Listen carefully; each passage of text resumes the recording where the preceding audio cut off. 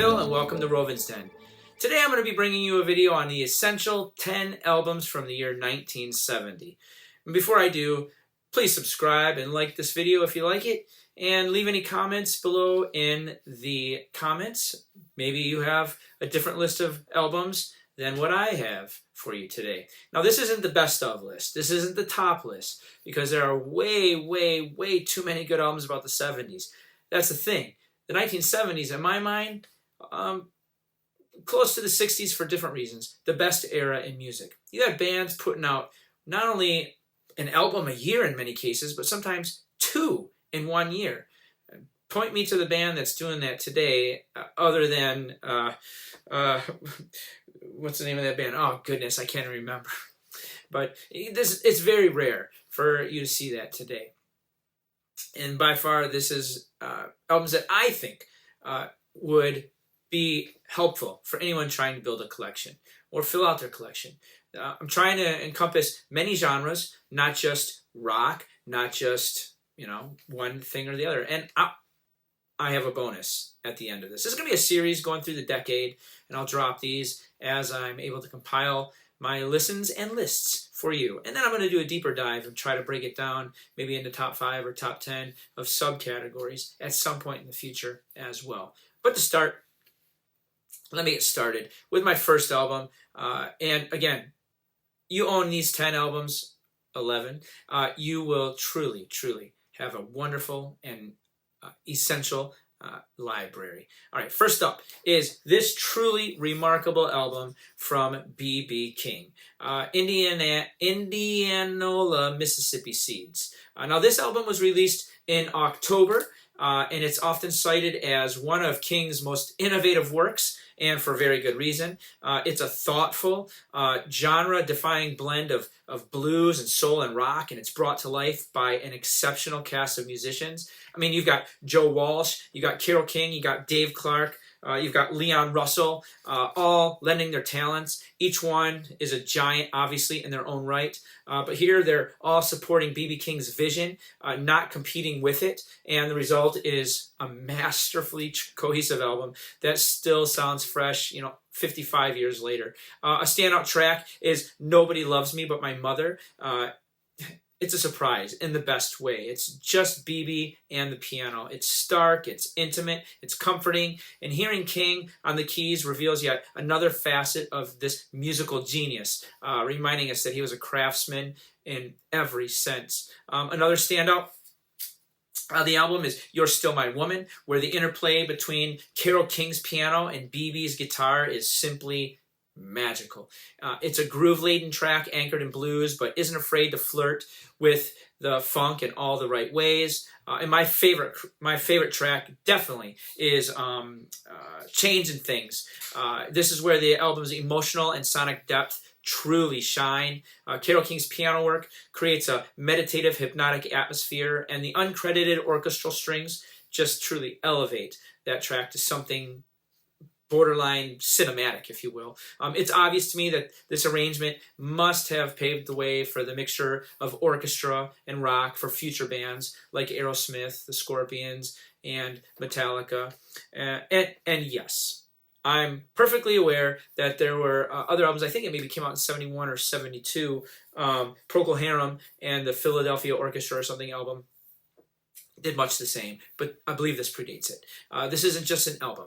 It's not just a blues album. It's a refined, multi-layered statement from a master artist pushing his own boundaries. And yes, for vinyl collectors, hi-fi enthusiasts, anyone who appreciates nuanced, collaborative musicianship, this here, Indianola, Mississippi Seeds, is an essential album.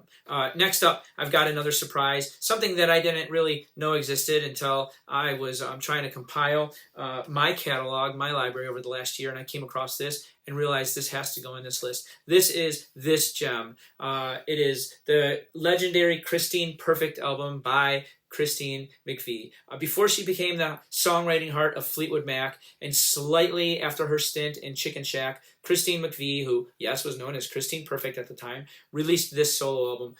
It's often overlooked, but absolutely worthy of attention. Originally it was released in the UK in June of 1970, and finally arrived here in the US in '76. But this album, it captures a raw, blues-filled snapshot of this artist that was just on the brink of greatness. Her keyboard work here and her soulful vocals drive the album. They paint scenes of heartbreak, of resilience, a touch of funk that feels timeless. Some standout tracks on here. Let's see. It's my... I'm on my way. I'm on my way is a standout blues number. It's honest. It's beautifully understated. It's the kind of song that invites you to sink into your sofa, just close your eyes and really feel the heartbreak unfolding. There's a mournful authenticity to the lyrics and delivery that can hit hard. It's the type of song that if you've got even half of a heart, you'll be reaching for that tissue box. Another standout is the much funkier Let Me Go, Leave Me Alone. That honky-tonked piano and the wah-wah guitar are exactly what fans of 70s groove will absolutely love. It's a song with attitude, dripping with the kind of sass and swing that brings a smile to every listen. And then there's another that's saying a lot. It's a funky, bluesy powerhouse of a song. The guitar almost talks back to Christine's vocals. It creates a joyful, a playful, a fiery exchange that makes the whole track feel just like it's bursting right out of your speakers. And even though she herself later expressed some embarrassment over this album, I would not let that dissuade you. The record is a must for fans of bluesy rock, a classic era funk. It's bold, it's an unvarnished look at the musical pedigree that would obviously be a major element of Fleetwood Mac's golden years. So again, if you're building a vinyl collection or just diving deeper into McVie's and Fleetwood Mac's legacy, this gem is definitely an essential album. Next up, one that I can't pass at all, and I'm so sad to hear the recent news of this company. I mean, it's kind of been seen forever, that's Vinyl Me Please, but their version of this is just stunning. This is Loretta Lynn, coal miner's daughter. It's just a raw storytelling triumph that was a trailblazer in country music. Beautiful. VMP really knocked him out of the park so many times. But anyways, this album here, Loretta Lynn's Coal Miner's Daughter, it's, excuse me, not just an album. It's a cornerstone of country music storytelling. And frankly, I can't seem to truly nail down when it was released. Some reports have it as 1970. Others, like the first week of January of 1971, but I'm going with 1970, so I'm including it here in this list. The title track is the obvious standout, Coal Miner's Daughter. Every line of this track, Loretta just lays that foundation for what would become her identity, not just in music, but in American culture. The song would go on to become a book, an Oscar-winning film, a true staple in her set list for decades, actually. Coal Miner's Daughter doesn't just stop at one story, however, because as you move through the album, you'll notice that what looks like a traditional collection of simple country songs, really, reveals itself as a kind of a concept album. It's an emotional arc that charts the slow and painful unraveling of a relationship. Some of the standouts on there are The Man of the House and What Makes Me Tick. They're clever, and yet they still cut deep. You can feel the tension building. A night out with the guys here, a missed conversation there. It's just small wounds that lead to much, much bigger ones. But then the best is when the fire and the betrayal and the confrontation just come, and yes, sadly, even a little retaliation. Another standout track is It'll Be Open Season on You, and she's not just handing out warnings here, she's handing out verdicts. This album is just a masterclass in turning heartbreak into power, and it's delivered with that amazing blend of twang and attitude and emotional punch that only she could deliver. Now, it is worth noting that, Loretta didn't write these tracks, all of these tracks, but it does, here's the thing. When she sings, you'd swear that she did write them. Her voice doesn't just carry some melody. It carries memory. It carries moments, and that is a rare thing. It's the kind of authenticity you can't fake. It's what sets this album apart. They're not just songs. They're emotional photographs, snapshots of a life that's lived hard and sung honestly. And Loretta, she didn't just opened the door for women in country music. She actually just kicked it down and she left it wide open. I mean, artists like Carly Pearce, Ashley McBryde, even Miranda Lambert, whether they say it or not, they're definitely walking in the trail that Loretta helped pave for them. And that's why Coal Miner's Daughter is definitely an essential item. Essential album, sorry. Another really, really powerful album. It's just a wholesome, genre-bending romp through Americana's heart is this one here. The Nitty Gritty Dirt Band's Uncle Charlie and his dog Teddy. It's definitely one of those rare records that feels less like a product of a studio and more like a warm conversation between good friends. It was released in February. I just love this back. Check that back out. There's Uncle Charlie on there. It is so fantastic. But it was released in February, and this is a country album that's both country, bluegrass. It's like this beautifully stitched together quilt of Americana and folk and funk, all wrapped in heart and harmony. It opens with the amazing twang of some of Shelley's blues. And the band sets the stage with pure acoustic charm. There's banjos, there's harmonicas, all doing what they do best. It feels like the opening credits of a great American film from that golden era of cinema, as far as I'm concerned. There's something, cinematic, even sentimental about every track on this record. Listening to this record will definitely have you looking in the rear view mirror to check if Smokey is on your tail as you take off like a bandit down the interstate on that Sunday morning. And then there's Prodigal's Return. And that track is just magical. There's funk, there's groove, there's twang, there's soul, all wrapped into one. It's proof that the Nitty Gritty Dirt Band was never afraid to color outside the lines. It's experimental without losing its roots, and it just absolutely grooves. And of course, the star of the show is Mr. Bojangles. It's arguably the crown jewel here on this album. It's their version doesn't just retell Jerry Jeff Walker's tale. It inhabits it. It's gentle, it's human, it's heartbreakingly intimate. You hear every detail, every memory, like it's just being whispered across the table. And then if anything has anything to do with Disney, there's House at Pooh Corner, and that will definitely be a standout in my book. It's written by Kenny Loggins, and it's a soft-spoken nod to childhood nostalgia. It's sung with sincerity and restraint, and for all you audiophiles, the production here, absolutely amazing, gorgeous. It's clean vocals, acoustic warmth, analog nuance that just puts it into the room with you. Santa Rosa brings in that lighthearted California country rock energy. It's layered with infectious grooves that puts it shoulder to shoulder with the Byrds' Sweetheart of the Rodeo or even the Burrito Brothers.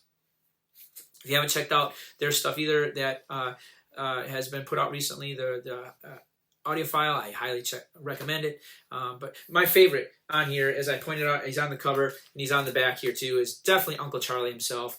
They've got interludes on here, and they're not just throwaway novelties. In fact, if you ask me, they anchor the record. They give it a personality. They give it pacing. They give it a sense of timelessness. It's storytelling at its finest. It's recorded with warmth and reverence. And you don't want to skip those moments. You want to savor them. Uncle Charlie and his dog Teddy. This album is a great listen. It's a journey through sound, soul, storytelling. It's for the audiophile who values honest musicianship, warm analog production, and albums that mean something. And that's why I've included it here. The next album in my list is where soul meets symphony. And it's not just about soul, but it's a genre that evokes a feeling. And of course, I'm talking about Isaac Hayes' Movement by Isaac Hayes. Dropped in April. And much like its predecessor, Hot Buttered Soul, this is an album of just 4 tracks that absolutely are just mind-boggling amazement. This time, however, his album is 4 covers, and yet it is one of the most emotionally expansive and musically lush albums that you will ever spin on the turntable. This is just a fantastic experiment. experience rather, and an experiment, I guess. You just take one track, one side one, I Stand Accused. For over 3 minutes, Hayes doesn't sing. He talks, but not at you, he's talking to you. It's like you're sitting there in a confessional. He's reflecting, and when he finally begins to sing, it lands with the weight of a man who's lived through it all. It's 11 minutes and 30 seconds of soul theater, and it is only the beginning. And then you got I Just Don't Know What to Do With Myself. This is the album's first track on side 2. Yes, I'm picking essential tracks here. It's a song many know from Dusty Springfield or Dionne Warwick, but never like this. Hayes stretches it out. He breathes life into every note. The horns glide, the strings swell, and the rhythm section holds everything in a tight hypnotic pocket. There's warmth, there's space. I mean, you hear it all. And as strong as the album's first 3 tracks are, it is the closer. It is Hayes' 12-minute cover of the Beatles' Something that defines the Isaac Hayes movement and elevates it to near mythic status. The strings are rich, and my mind is always on movies and soundtracks, so I use that terminology a lot. It's truly cinematic. The horns are gentle, but powerful. The chorus is angelic, and the piano work, I mean, it absolutely floats. It preaches. And when Hayes finally delivers his vocal, it's like he's entering a cathedral. Every syllable is sacred. It's pure nirvana. It's a transcendent piece of music that showcases everything Hayes did best. His lush arrangements, his emotional depth, and his fearless interpretation. This music is definitely made for deep listening, for dim lights, warm speakers, and an uninterrupted moments. It's a reminder of what great vinyl can do, not just technically, but emotionally. And that is why this album, the Isaac Hayes Movement, is an essential album. Doesn't end here, however, because the funk is continuing. As I said, I'm trying to include every genre, or many genres, not every genre, but this one here. In March, this album dropped, and it set the world afire. It is, of course, the Temptations and Psychedelic Shack. This is their final deep dive in the kaleidoscope of psychedelic soul. I just love when albums used to do this, and Chad over at Acoustic Sound still does something similar, so I'm thankful for that. But this wasn't your standard Motown fare, and I just love Motown. This was the sound of a band and a label that was unchained, and I know there's lots of controversy behind this with the Temptations themselves not having absolute control, but I'm thankful for this album because it's experimental, it's fearless, and it is funked up beyond recognition. It kicks off with that title track, and it's a wild ride from that very first knock, knock, knock that you hear. Dennis Edwards leads the charge with his raspy charisma, and Eddie Kendricks just floats over the top with those airy high notes, and the voice that just amazes me, it's Melvin Franklin. He just drops in like thunder. This isn't just a groove, it's a funk, and a tour of a mind expanding soul shack. And then, there's Hum Along and Dance. It's a mostly instrumental and mostly outrageous. This is the Funk Brothers, Motown's in-house legends, schooling everyone in how it's done. It's so influential, in fact, that this song was later picked up by the Jackson 5 and Rare Earth. And if you listen closely, you will truly understand why. Take a stroll through your mind, asks you to sit down, stretch out, and really listen. Over 8 minutes of psychedelic blues, complete with sitar-like guitar tones, layered effects, and Melvin's deep, playful bebop scatting that somehow ties it all together. It is funk meditation. And then there's War. War, a song so powerful, so rhythmically relentless, it becomes a smash eventually for Edwin Starr, but hearing it here on Psychedelic Shack as part of this cohesive, funky fever dream is something else entirely. I mean, it pulses, it marches, it demands your attention. It's just amazing. It's funk and groove meet protest and purpose, and the result is musical dynamite. And then even the lighthearted even the lighthearted friendship train. It's kind of the closing track that doesn't ask you to just walk away. It invites you to jump on board. And I guarantee that listening to this, you won't want that ride to stop. It's a celebration of a band at its creative peak in my mind, and it's in fact, you drop the needle on this one, and you're going to prepare for that trip that only the Temptations, with their psychedelic explorations, could take you on. I say enter this shack, and you'll realize why. The Psychedelic Shack by the Temptations is an essential album. The next album that is an essential album for the year 1970 is a fantastic album that just borderlines on hypnotic, and it just features the flute. And before I get into the jazz albums, it was really hard for me to pick because, Miles Davis alone in the 70s, one of his greatest output periods in my mind. But I'm trying to include albums that people probably want to have. So you probably won't see Led Zeppelin on my list, or any of the Beatles albums, or I think only one Beatles album, but maybe even the Stones, the stuff that people probably already have in their library. I'm trying to focus for this series on albums you might not have, that you didn't know about. So that being said, I'm of course talking about Hubert Laws and Afro Classic. This album is just mesmerizingly magical. It's fantastic. In fact, I just love the gatefold itself here, and then we flip it around here, and you see that same image here. And I love how even on the inserts here, it suggests that you can order that print from their website. I miss those days before the internet. Anyways, some albums, they take you in gently. Others, like this one, they quietly transport you to another magical realm entirely. This was released in December, and it was engineered, of course, by Rudy Van Gelder. And it's not just a jazz album. It is sonic meditation.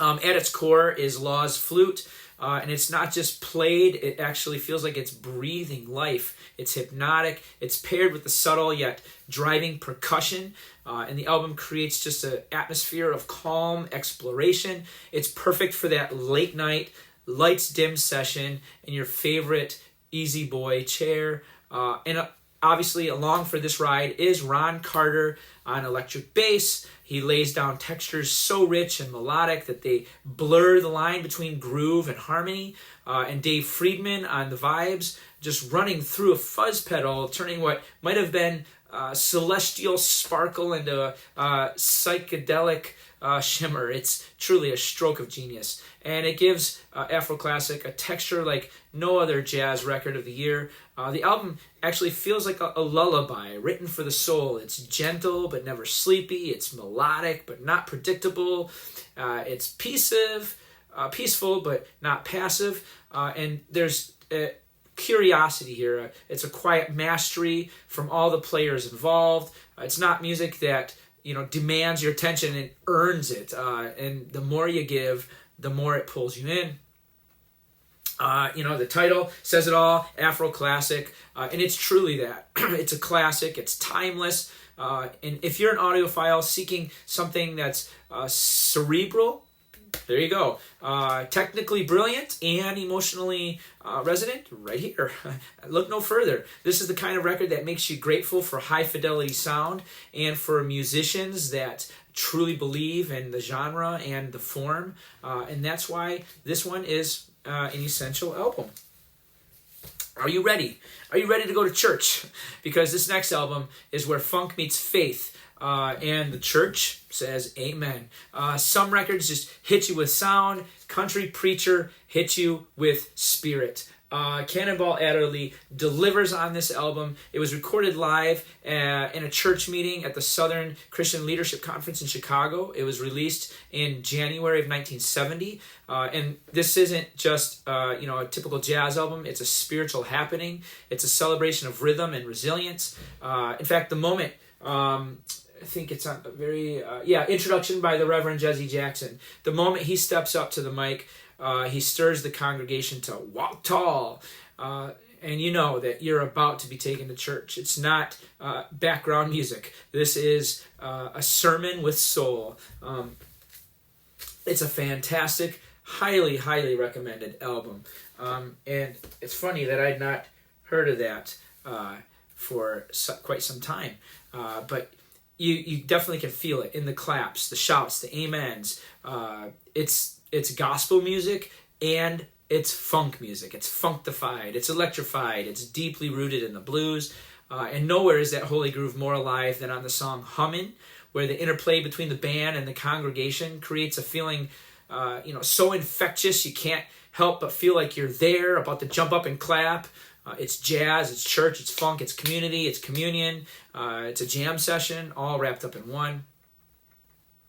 There's the track Oh Babe. It's a blues and soul track that has Joe Zawinul's keys swirl like incense smoke to the ears. The drums and the bass, they create a rhythm so sacred. It feels like you've witnessed a baptism by groove.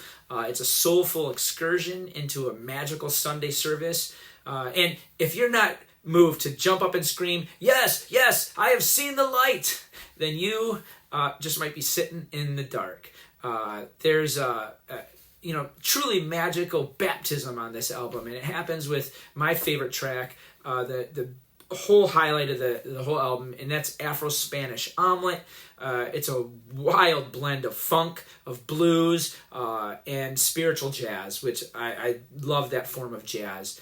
Alice Coltrane, not on the album, but it's as delicious as the title sounds. I couldn't help but coin the phrase, if this is brunch, we're skipping the eggs and we're taking seconds of this dish every Sunday. It's not just a record that you put on and leave it on in the background. It's a groove-driven glimpse into the power of music that uplifts, it inspires, it unifies. It's Cannonball Adderley at his finest, and his quintet, and they're amazingly not just performing, but they are a part of the sermon. They are ministering to the congregation, and the result is this album.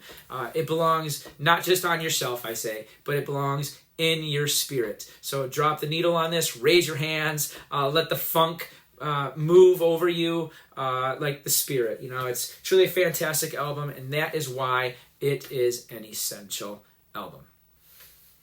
Keeping up with the funk, I would be remiss to not include the Funk themselves. Of course, I'm referring to Grand Funk Railroad and their live album. And it is live in the realest sense. It's not a pristine, studio sweetened affair, much like Kiss Alive.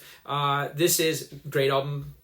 Many that have been redone, even the Van Halen one, I love, even though it was touched up. This is grit. This is groove. This is guts. It's a raw document of a band at full throttle. Double album LP. Beautiful gatefold. I mean, just look at that. Fantastic. Absolutely, truly magical album. This album captures the chaos, the sweat, the swagger of 70s American rock and roll. This was released in November of 1970, and it is raw. The bass on Paranoid, which Black Sabbath's Paranoid also came out this year, but I won't be talking about that for much the same reason as I mentioned earlier. But this album, the Paranoid track, is a low-end earthquake, man. It's booming, it's raw, it's grooving so hard, it feels like your speakers are going to melt. And it's not just playing under the music, it drives the music. Mel Shocker is a beast. He's laying down thick, chunky lines that make the whole room shake on my bookshelf stand speakers. From the moment that you crack open that gatefold, you're not just listening to the music, you're transported. You can almost smell the venues, if you know what I mean. That sweat, smoke, amplifier heat smell. It's wild to think that this is not one complete show. It's a compilation of multiple shows because it plays like one glorious, unbroken, fist-pumping experience. In fact, the jacket even jokes about the recording sounding like a bootleg, and it does. but that's part of the charm of this album. It feels like you're there with your microphone and little tape recorder on your hip, recording dead center in the crowd. No ticket required, no earplugs necessary. The tracks, they stretch out like jam sessions with a mission. There's no rush, there's no filler, just groove and grit. The guitar work here is pure unfiltered rock. It's got a heavy helping of blues bent and baked into every solo. Mark Farner's tone screams just vintage muscle, and when he lets loose, it's the kind of playing that made arena rock a thing in the first place. And then they're my favorite track, and it's on disc number 3, opens disc number 3, and that's The Words of Wisdom. Between the walls of sound, Grand Funk pauses to connect with the crowd, and it's gold. It's real talk, delivered with sincerity and soul. Today's youth definitely could hear messages like this today as life lessons, to be sure. It's a time machine, a snapshot of an era when rock was raw, when it was unapologetic, it was deeply human, it's loud, it's loose, it's loaded with chunky bass lines, rocking riffs, pure, just unadulterated funk. This is Grand Funk in their natural habitat, on stage, in the groove, preaching the gospel of rock and roll. And that is why this album is on my list of essential albums. Rounding us out here, look at this. This album. This album is an album that probably would be on everybody's top 5 lists. I mean, the songs from this album, the magic that's on this album, just demands that it be on every essential list, according to me. You may disagree, and that is, of course, my album that shines with wisdom in every note. Released in September, it is this landmark album from Neil Young, and it is a magical piece of American folk and rock songwriting. It's deeply personal. It's quietly prophetic. It speaks to the soul in a way that only Young and his writing can, with raw vulnerability and a sense of space that feels almost spiritual, if you will. And that image right there is like the Rolling Stones and George Michael, and so many albums have like the pants cover there, it's fantastic, but that's never a good thing when all your albums fall on the ground.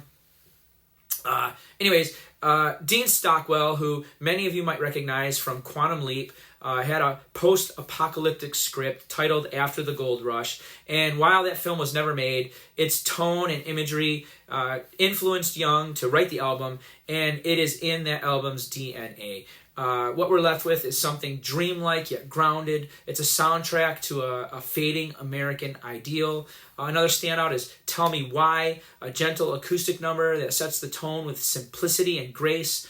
It's just Young's plaintive voice, a slightly strummed guitar, and his signature harmonies that just make Young stand out amongst the rest. It's intimate, it's wide open, it's immediately welcoming.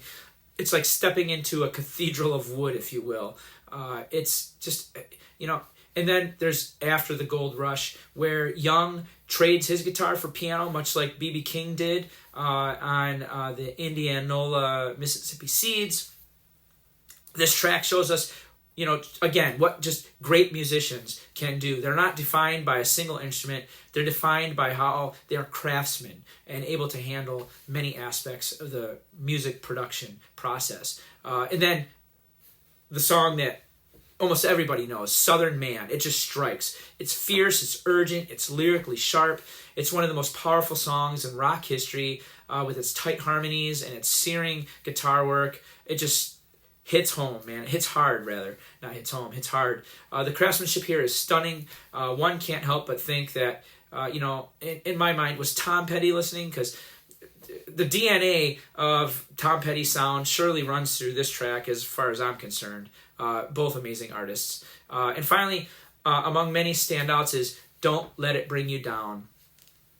It's a somber yet affirming anthem for anyone weathering life's storms. Don't let it bring you down. It's only castles burning. Magical lyrics. It's lyrics that resonate today. perhaps even more so than it did in 1970. It's a reminder that struggle is not the end. It is the beginning. It's a refiner's fire. It builds character. It defines us. It defines this gem of an album. It's just amazing. This album, after the Gold Rush, it's a great Neil Young album. It's a great American album. It's rich with heart, with humanity and harmony. It exists somewhere between great folk, great country, great rock, and dreams. With simple arrangements, universal themes, it continues to speak to new generations with wisdom, far beyond its years, and that is why it is most certainly an essential album. Now, I promised a bonus. Every one of these throughout the series, I'm going to try to include a bonus. Some of them you might recognize quicker than others, but this would be this list would not be complete without this, and that is the Man in Black, Johnny Cash. This album, soundtrack, is my bonus. Released alongside the Gregory Peck film of the same name, Johnny Cash's I Walk the Line soundtrack is a hidden gem in his catalog. Now, granted, this isn't the, I think it was just called Walk the Line, right? The Joaquin Phoenix movie. This is much older, 1970 we're talking, right? And while this album revisits some of Cash's earlier works, it does so with a fresh cinematic polish and the unmistakable depth that only Johnny Cash could bring. It's about a story of a moral conflict and small town tension. Amazingly fantastic album. It opens with a reimagined version of I Walk the Line that's a bit slower, moodier, more haunting, and it fits the film's tone perfectly. And you also have songs like Flesh and Blood and This Town that offer beautiful, understated arrangements, while Cash's voice, his deep, steady voice, just provides the emotional center. It's just pure Americana, stripped down and sincere. And it's more than just a soundtrack. It's a thematic extension of Cash's ongoing exploration of love and duty and redemption. And it's a must listen for fans who want a more intimate, reflective side of this legend. Well, thank you for watching. I hope you appreciated my videos. My video. Talking for this long, really, oh my goodness, on the voice. Especially when you're just coming off of a week and a half of being sick. I hope you enjoyed this. Please leave your comments. What would your Essential 10 albums be? And most likely, some of them are ones that are on my follow-up video on the Essential Rock and things like that. But yeah, there's some great albums out there in the 70s. Great decade, man. Amazing decade. And I'd love to hear what you guys have to think. Thanks for watching. Thanks for subscribing. Thanks for remembering that all of these records just prove that there is magic in those grooves. I will see you next time.